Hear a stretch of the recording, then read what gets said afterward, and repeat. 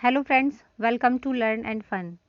तो BEd second year MDU के exam ख़त्म हो चुके हैं और आपकी आंसर कीज़ कुछ सब्जेक्ट की आ चुकी है। तो मैं आज आपके लिए नॉलेज एंड करिकुलम की आंसर की लेके आई हूँ और ये आपको और वीडियोस में ए सेक्शन की आंसर की मिलेगी, लेकिन मैं आपके लिए लेके आई हूँ सेक्शन सी, जो सी पार्ट है उसकी वीडियो की लेके आई हूँ, आंसर की लेके आई हूँ सेक्शन सी की। तो अब आपको बीएड फर्स्ट ईयर के एग्ज़ाम जो हैं होने वाले हैं एमडीयू के और सीआरएसयू के लगभग स्टार्ट हो गए हैं, तो उनकी भी एमसीक्यू सीरीज़ मिलेगी। तो आप अपने फ्रेंड्स के साथ जो फर्स्ट ईयर में हैं उनके साथ उसको शेयर कीजिएगा। आज से मैं वो वीडियो अपलोड कर दूँगी, लेकिन पहले आइए देखते हैं कि जो सेक्शन सी है नॉलेज एंड करिकुलम का, उसके क्या क्या आंसर्स हैं। तो चलिए पहला क्वेश्चन देखते हैं। हमारा पहला क्वेश्चन है समाज क्या है। तो मैं आपको फटाफट आंसर बताती हुई चलूंगी, ऑप्शंस नहीं पढ़ूंगी। तो समाज क्या है हमारा, इसका राइट आंसर हो जाएगा ऑप्शन नंबर फोर्थ हमारा क्या है, इसका राइट आंसर है उपरोक्त सभी। ठीक है, नेक्स्ट क्वेश्चन है हमारा, डैश को शैक्षिक कार्यक्रम का खाका कहा जाता है। तो इसका हमारा राइट आंसर है ऑप्शन नंबर 3 करिकुलम। ठीक है, क्वेश्चन नंबर फोर्थ, ठीक है, क्वेश्चन नंबर 3 सेकंड हो गया हमारा, 3 देखते हैं हम। इसका हमारा राइट आंसर है ऑल ऑफ द अबव। ठीक है, फोर्थ का, इसका पाठ्यक्रम में संशोधन की आवश्यकता है, इन सब के लिए निरंतर गुणवत्ता में सुधार, लोकतांत्रिक दृष्टिकोण, संवैधानिक मूल्य। ठीक है, अब हम देखते हैं क्वेश्चन नंबर 4। ठीक है, 4 में है हमारा, इसका राइट आंसर है क्वेश्चन नंबर 4 का ऑप्शन नंबर 3। ठीक है, पारंपरिक पद्धति की शिक्षा पद्धति की, ठीक है, क्वेश्चन भी मैं ज़्यादा पढ़ूंगी, चलो पढ़ देती हूँ आपके लिए। ठीक है, किस पद्धति में प्रक्रिया के बजाय विषय और सामग्री पर अधिक ध्यान दिया जाता है। तो वो है हमारी पारंपरिक पद्धति। नेक्स्ट क्वेश्चन है हमारा क्वेश्चन नंबर 5, कौन सा पद्धति छात्र प्रेरणा को मजबूत करता है, छात्र शिक्षक संबंध बनाता है और सक्रिय शिक्षण को बढ़ावा देता है। तो इसका है हमारा option right answer option number 2। ठीक है, शिक्षार्थी संचालित पद्धति। नेक्स्ट क्वेश्चन है क्वेश्चन नंबर 6 है हमारा, इसमें से क्या सामाजिक विकास का सूचक नहीं है। तो क्वेश्चन नंबर 6 का है हमारा फोर्थ, प्रति व्यक्ति आय में वृद्धि सम, ठीक है, सामाजिक विकास का सूचक नहीं है। क्वेश्चन नंबर 4 है हमारा, द्वारा बच्चे का समाजीकरण करता है, मतलब सोशलाइजेशन इस चाइल्ड में किसके द्वारा बच्चे का समाजीकरण होता है। तो हमारा इसका राइट आंसर है क्वेश्चन नंबर 7 का फोर्थ, उपरोक्त सभी, अनुभव, ज्ञान और कौशल सबसे बच्चे का समाजीकरण होता है। क्वेश्चन नंबर 8 है हमारा, देखते हैं हम, उस शिक्षाविद का नाम बताइए जो एक प्रकृतिवादी, आदर्शवादी और व्यवहारवादी व्यक्ति है। ठीक है, तो इसका right answer option number 3 Gandhi ji थे, वो जो इन सारे विचारधारा के समर्थक थे। ये वाला क्वेश्चन मैंने आपको उसके बताया हुआ है नोट्स वगैरह में इस क्वेश्चन के बारे में। ठीक है, क्वेश्चन नंबर 9 देख लेते हैं हम लोग, क्या है, ज्ञान डैश और डैश का प्रभाव है। तो इसका राइट आंसर है ऑप्शन नंबर 4, ज्ञाता और ज्ञानी का प्रभाव है, नोअर एंड नोई का। ठीक है, इंग्लिश वाले इंग्लिश का देख सकते हैं। और अब है क्वेश्चन नंबर 10, ज्ञान प्राप्ति में निम्नलिखित में से कौन सी संज्ञानात्मक प्रक्रिया है। तो इस क्वेश्चन का राइट आंसर है ऑप्शन नंबर 4, उपरोक्त सभी, संज्ञानात्मक प्रक्रिया उपरोक्त सभी होगी। ठीक है, all of the above, reasoning, perception, communication. ठीक है, ऑल ऑफ द अबव। अब हम देखते हैं क्वेश्चन नंबर 11। ठीक है, वह ज्ञान जो किसी व्यक्ति के पास किसी शब्द के अर्थ के ज्ञान के कारण उत्पन्न होता है, डैश कहलाता है। तो इसका 11 का हमारा है right answer option number 1, semantic. किसी व्यक्ति द्वारा किसी दूसरे व्यक्ति के साथ ज्ञान साझा करने से कम नहीं होता, डैश, इसे क्या कहेंगे। तो इस 12 क्वेश्चन नंबर का राइट आंसर है option number 3, win win sharing. ठीक है, एपिस्टेमोलॉजी मीन्स तत्व मीमांसा विज्ञान का अर्थ है, 13 का राइट आंसर है आपका ऑप्शन नंबर 3, ज्ञान। ठीक है, नॉलेज। अब हम देख लेते हैं हमारा क्वेश्चन नंबर 14 एंड 15। ठीक है, तो क्वेश्चन नंबर 14 कहता है, इंद्रियां ज्ञान का प्रवेश द्वार है, यह किसने कहा है। ऑप्शन नंबर 4 का हो जाए, क्वेश्चन नंबर 14 का हो जाएगा ऑप्शन नंबर 2, रूसो ने ऐसा कहा है, इंद्रियां क्या है, ज्ञान का प्रवेश द्वार है। क्वेश्चन नंबर 15 का हो जाएगा, डिडक्टिव रीजनिंग के जनक के रूप में किसे माना जाता है। क्वेश्चन नंबर 15 का हो जाएगा 1, अरस्तु। ठीक है, Aristotle. Question number 16, information is dash where as knowledge is dash, सूचना डैश है जबकि ज्ञान डैश है, तो इसका राइट आंसर होगा ऑप्शन नंबर 2, सूचना स्थिर है जबकि ज्ञान गतिशील है। रीजनिंग इज, क्वेश्चन नंबर 17 हो जाएगा। रीजनिंग इज जो हमारा तर्क है क्या है वो, इसका राइट आंसर है ऑप्शन नंबर 17 का थर्ड। हमारी 5 इंद्रियों के अनुभव का तार्किक क्रम क्या है, वो है रीजनिंग। क्वेश्चन नंबर 17 का क्या है हमारा थर्ड आंसर है, ठीक है। अब देखते हैं हम question number 18। Practical knowledge is more important than theoretical knowledge because, व्यवहारिक ज्ञान सैद्धांतिक ज्ञान की तुलना में अधिक महत्वपूर्ण है क्योंकि, इसका राइट आंसर होगा उपरोक्त सभी, ठीक है। यह अधिक दिलचस्प, आप पढ़ लीजिएगा इसको। Dash is the knowledge that people in a given community has developed over time and continues to develop. तो इस क्वेश्चन का हमारा राइट आंसर, हिंदी में भी पढ़ देती हूँ पहले।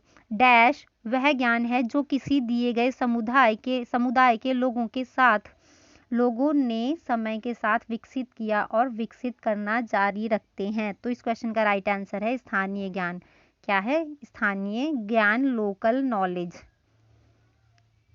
नेक्स्ट है हमारा हैंड्स ऑन एक्सपीरियंस मीन्स, तो इसका राइट आंसर हो जाएगा 20 का 3, ठीक है। लर्निंग टू डू, क्या है ये? Learning to do. अब हम देखते हैं क्वेश्चन नंबर 21, ठीक है। अनुक्रम में निम्नलिखित में से कौन सा सही है? इसमें बच्चे बहुत कंफ्यूज हो गए थे। क्वेश्चन नंबर 21 का इसका राइट आंसर है ऑप्शन नंबर 2, ठीक है। डेटा, सूचना, ज्ञान, बुद्धि। तो इसका राइट आंसर है ऑप्शन नंबर 2। बालक की शिक्षा के लिए पहला स्कूल कौन सा है? Which is the first school for child education? तो इसका हमारा हो जाएगा right answer option number 2, family, परिवार, ठीक है। अब हम देखते हैं question number 23। Who raised the slogan back to the nature? Easy, बहुत इजी क्वेश्चन था ये। तो इसका राइट आंसर है नेचुरलिज्म। प्रकृतिवादी ने क्या कहा था? इसका आपका क्वेश्चन में आंसर था नेचर, मतलब naturalism. Question number 24। Fine arts and aesthetics are given high priority in the curriculum by. तो ललित कला और सौंदर्य शास्त्र को पाठ्यक्रम में उच्च प्राथमिकता दी जाती है। कौन से पाठ्यक्रम में इसको प्राथमिकता दी जाती है? तो इसका राइट आंसर है ऑप्शन नंबर 1, प्रयोजनवाद, प्रैग्मेटिज्म, ठीक है। Question number 25। Which philosophy advocates the role of a teacher as a strict instructor? ठीक है। कौन सा दर्शन एक सख्त प्रशिक्षक के रूप में एक शिक्षक की भूमिका का वकालत करता है? तो राइट आंसर है ऑप्शन नंबर 2, आदर्शवाद, idealism. Advaita and Dvaita are the sub schools of which schools of philosophy? ठीक है। अद्वैत एंड द्वैत दर्शन शास्त्र के किस स्कूल के उपविद्यालय हैं? तो इसका हमारा राइट आंसर है ऑप्शन नंबर 2, वेदांता, ठीक है। Question number 27। Who is the propounder of Sankhya philosophy? Sankhya philosophy के प्रोपाउंडर कौन है?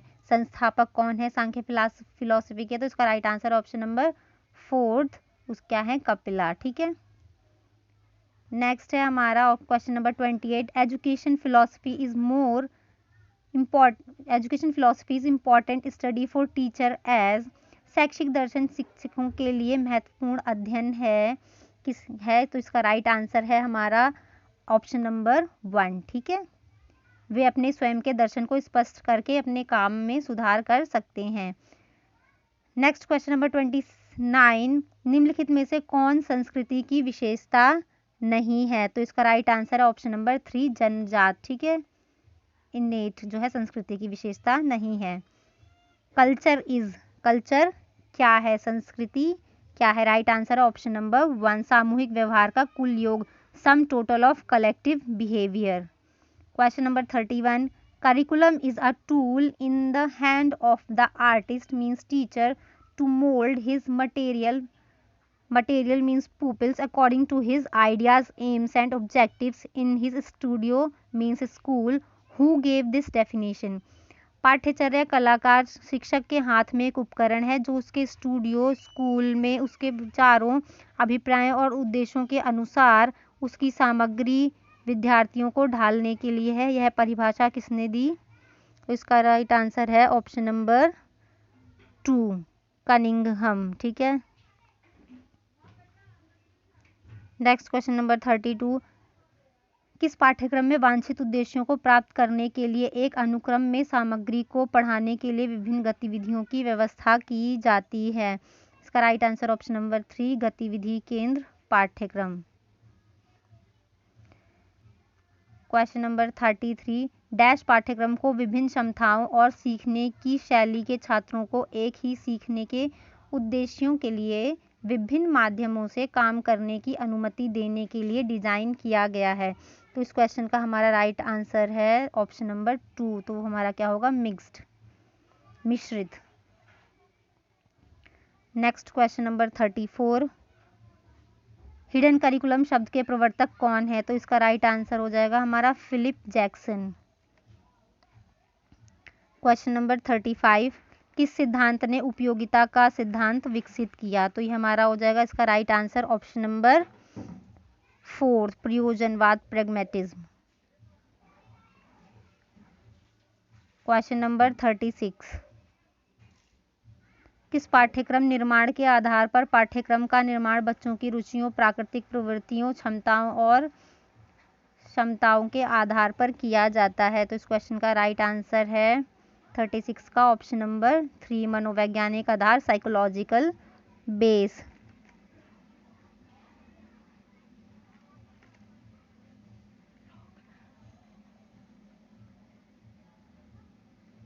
नेक्स्ट क्वेश्चन है question number 37 Which principle advocates the curriculum should be based on the psychology of learners consider their question? तो इसका right answer है हमारा option number 3, ठीक है, व्यक्ति अंतर सिद्धांत, principle of individual differences. Next हमारा क्वेश्चन नंबर 38 विषय वस्तु की तार्किक व्यवस्था को निम्न रूप में जाना जाता है? तो इसका राइट आंसर है हमारा ऑप्शन नंबर 1 क्रम, sequence. Question number 39 what is the full form of CIPP model? तो इसका राइट आंसर हो जाएगा option number 1 context input process model, संदर्भ इनपुट प्रक्रिया उत्पाद। Question number 40 what is the full form of NIOS? इसका right answer है option number 1 national institute of open school. Question number 42 इस सीक्वेंस में arrange the steps of curriculum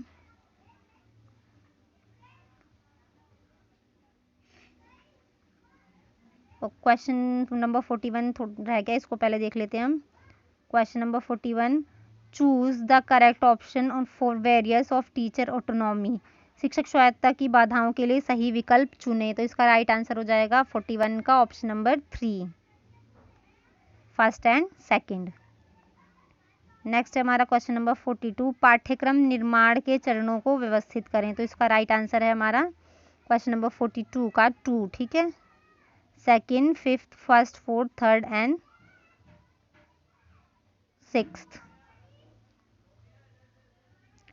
question number 43 अनुशासन केंद्रित design का दूसरा नाम क्या है? इसका राइट आंसर ऑप्शन नंबर 4 विषय केंद्रित, subject centre. Question number 44 in which curriculum design needs, skills, abilities and aptitudes of the students are considered? इसका होगा राइट आंसर लर्नर सेंटर्ड, ठीक है, लर्नर सेंटर मीन्स शिक्षार्थी केंद्रित, ठीक है। Question number 45 in which curriculum design teacher plays the role as a coach, mentor and facilitator? तो इसका राइट आंसर है ऑप्शन नंबर 2 लर्नर सेंटर्ड, ठीक है, वही होगा क्वेश्चन नंबर 45 का, ठीक है। क्वेश्चन नंबर 46 देख लेते हैं, शिक्षार्थी केंद्रित। A dash curriculum organises subject matter around a problem real और hypothetical that needs to be solve. तो राइट आंसर ऑप्शन नंबर 1। तो इस तरह का पाठ्यक्रम क्या होता है? प्रॉब्लम सेंटर्ड, समस्या केंद्रित। नेक्स्ट है हमारा क्वेश्चन नंबर 47 डैश पाठ्यक्रम को लागू करने का एक कार्य है और डैश इसे लागू करता है। Dash is an act of implementing the curriculum and dash implements it. तो इसका हो जाएगा टीचिंग एंड टीचर। तो इसका राइट आंसर है ऑप्शन नंबर 3, ठीक है। Question number 48 dash plays the role of a mediator between the curriculum and learner. Dash पाठ्यक्रम और विद्यार्थी के बीच मध्यस्थ की भूमिका निभाता है। तो इसका राइट आंसर हो जाएगा हमारा ऑप्शन नंबर 2 टीचर, ठीक है। नेक्स्ट हमारा है question number 49। Dash is influenced by the change in the economic potential and technological aspect of society. Dash समाज के आर्थिक, राजनीतिक और तकनीकी पहलुओं में परिवर्तन से प्रभावित है। तो इस क्वेश्चन का हमारा राइट आंसर है ऑप्शन नंबर 1, पाठ्यचर्या परिवर्तन, curriculum change. Which factor influence the social needs and trends in the society with the respect to various other issues and contemporary developments। तो इसका राइट आंसर हो जाएगा हमारा option number 2, socio political factor. कौन सा कारक विभिन्न अन्य मुद्दों और सामाजिक विकास के संबंध में समाज की सामाजिक आवश्यकताओं और प्रवृत्तियों को प्रभावित करता है। तो राइट आंसर ऑप्शन नंबर 2, सामाजिक राजनीतिक कारक। तो आई होप जिनका सेट सी है और जिन्होंने एग्जाम दिया है तो वो इजीली इसमें मैच कर लेंगे। बाकी सेट ए और बी और डी वाले उनके क्या है क्वेश्चंस थोड़े आगे पीछे हैं, बट लेकिन सारे क्वेश्चंस आपके भी सेम है अदर सेट के साथ। तो आप लोग भी अपने आंसर्स मैच कर सकते हैं। कितने स्कोर हुए तो कमेंट बॉक्स में ज़रूर बताइएगा कि आपने कितना स्कोर किया अपने इस पेपर में।